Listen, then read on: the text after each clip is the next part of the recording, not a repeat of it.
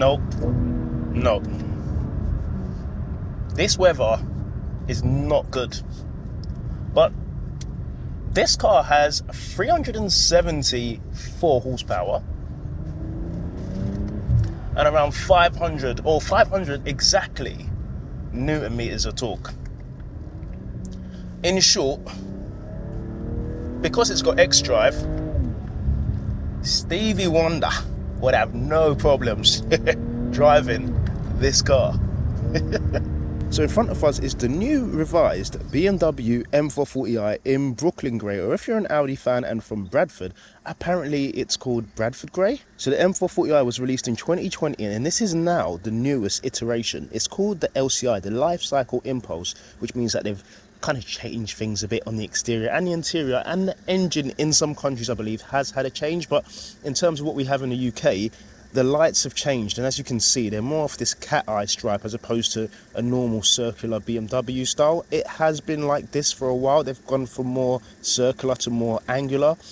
I'm not the biggest fan of these. I actually prefer the previous generations, but let me know what you think. The grille has also been changed. So before it had these dots patterns with this, I forgot what the colour was, but it had these dots on there.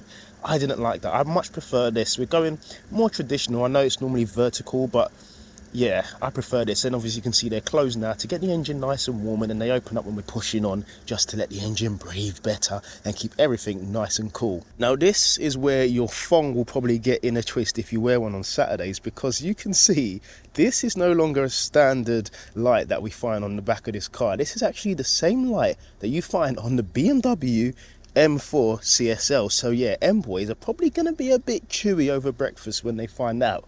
Does it fit on a M Sport? Let me know. I'm trying to move away from using the word M Light, because trust me, these cars are getting closer and closer to the full fat M. And talking all things M4, this does not unfortunately come with anything that will allow us to switch between the xDrive and the rear-wheel drive. But on days like this, I'm not really sure whether you'd notice you're driving an M4 or an M440i. Let me explain. Calm down. Don't get in the comment sections yet. The reason why I say that is the M4 has switchable drivetrains. You can go from rear-wheel drive to xDrive at a push of a button. Literally, you can set it up on your M1 and M2 modes. But this obviously doesn't have that functionality, so you just get xDrive, which for 75% of the UK year, it's probably going to be spot on. And when you do push it, at no point have I ever felt, oh, the chassis feels a bit wallowy, because how hard are you actually pushing the car on the road to notice? Now, sure, if you decided to go, I don't know, to the Swiss Alps or the roads in Germany near the Nürburgring, where you can proper enjoy the car legally, you might notice a bit of body roll or a bit of understeer, of course. But like I said, if you are UK based, you need something with xDrive. And do you actually track your car enough to warrant an M4? Because this, for some people, with my favorite engine, if I haven't mentioned it already, the beautiful B58, and listen to the downshift, listen to the downshift, listen to the upshifts. The B58 paired with the ZF8, magnifico. Now, where you do notice a few changes, of course, from the M4 is the seats. They're not the M4 carbon buckets. The paddles don't feel as clinical and as premium as the M4, but again, that aside, you get used to it. And again, it's an M Sport, so BMW don't want to give you too much before no one buys the M4s and everyone goes around driving the B58s and getting 40 miles to the gallon in Eco Pro mode, because it is possible. I don't know how possible, because again, the torque is there. You just want to just go and go and go. Let's launch it. 4.7, can it do it? Yeah, boy, this is insane, mate. Cool, my cheeks. Jesus. Cheese to the bread. My cheeks feel like they just squeeze. You can keep your 4.7 because 4.18 is the real deal. 4.18. Now the M440i retails over £44,000, but with that you get this: an electric boot lid on a coupe. I know it's quite standard nowadays, but hey ho. You also get comfort access, meaning you just keep the key in your pocket, and as you can see, those little lines on there normally signalize, is that even a word? They normally show that you have comfort access. So you can lock the car like that and then put your hand in there to unlock it. That's quite cool. You also, with the comfort pack, get this. You get these electric lumbar as well, adjustable memory seats, and finally in here you get a wireless charging mat, so you can just literally slap your phone on there. Don't really slap it unless you've got Apple Care, but slap your phone in there, and in a few minutes, if the car's on, it starts charging. There you go, it's charging. Lovely.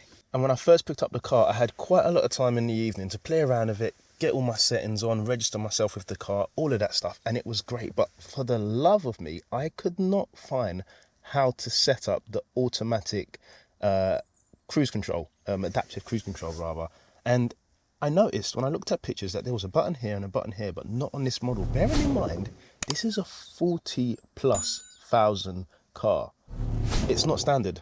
Adaptive cruise control is not standard. I know, again, it's not a full fat M, but I would have thought it would have been part of the comfort pack.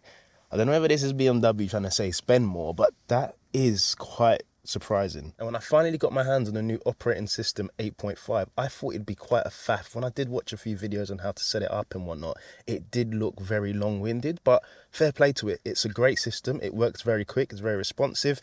Also, the instrument cluster, or the instrument iPad in front as well, it was a bit weird getting used to the fact that it's square and it doesn't utilize the whole space, but over time, again, you get used to it. It's not that bad. But while we're in front here, this is the biggest thing for me. You get a flat bottom steering wheel with the 12 o'clock stripe as standard on the M Sport models. It's not something you need to spec or get one of your mates to retrim.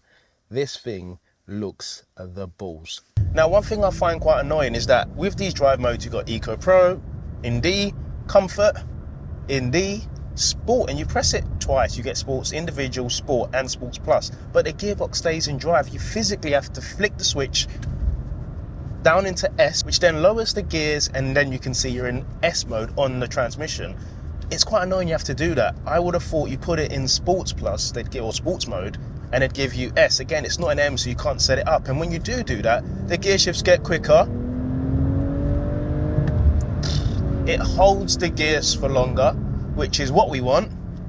And again, almost like a Cayman GT4, that third gear is probably all you actually need for UK roads. And when you do have the gearbox in Sport, it knows what it's doing. I've always said that with the ZF8. It's a very, very intelligent gearbox. But again, should you have to do that? I know it's not an M, but surely sports mode should mean I want everything in sport. One thing I do like though is when you flick these paddles into manual mode, they stay in manual. If I could leave this thing in second gear, it's not going to change until I do that and it goes up into third. Again, it's going to protect the engine. It's not going to let you rev to 11,000 RPM and Joe Achilles the engine. It, of course, will protect itself. Now, with the manual mode, I love it because it's true manual. By that, I mean, when you leave it in gear, for example, this second gear, come out of this little bend here, leave it in second, accelerate, touch on the brakes, roll around the bend, and we squeeze the throttle again, it stays. It stays in the second gear until I shift it, which is great because when the weather is better and you want to really push the car and enjoy it, it's nice to know you are in full control, total control. Even when you take the traction off, the xDrive still keeps you on a straight and narrow. Now, you want a B58 because you know it's the perfect balance between efficiency and power. You don't want a big SUV, you don't want a small coupe, so you're going for something more like an M340i or an M440i. For me, the way I would drive this car with this engine, I would get this. But if I'm looking for an all-rounder, it would of course be the M340i Saloon, or of course the estate version, the touring version. And of course, I keep mentioning the M4 because BMW are getting these M Sport and M cars closer and closer on the road anyway, from what I can tell. But the extra 100 horsepower that you get from the S58 in the M4 competition do I feel like I need more right now? No, I definitely don't. This is more than enough for these conditions, and the xDrive, it does, as you could tell, make up for that lack of power, because you just feel like you're going super quick, and you are, again, within the speed limit, of course.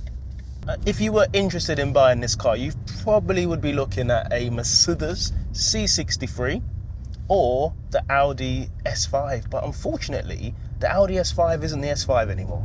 It's now the Audi S5 Avant and the Audi S5 Saloon. There's no longer a 3-door version, and I think they're going to be playing around with the numbers as well. They're going to leave, I think, the even numbers for, this is a BMW video, so focus.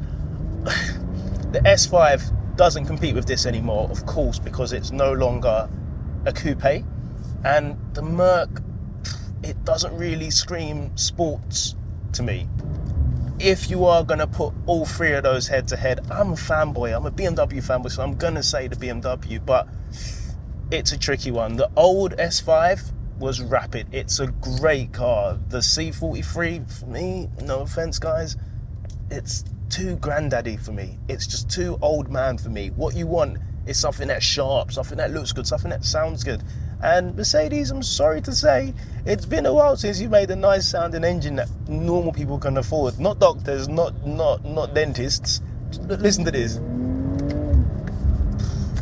That is a very nice sounding car.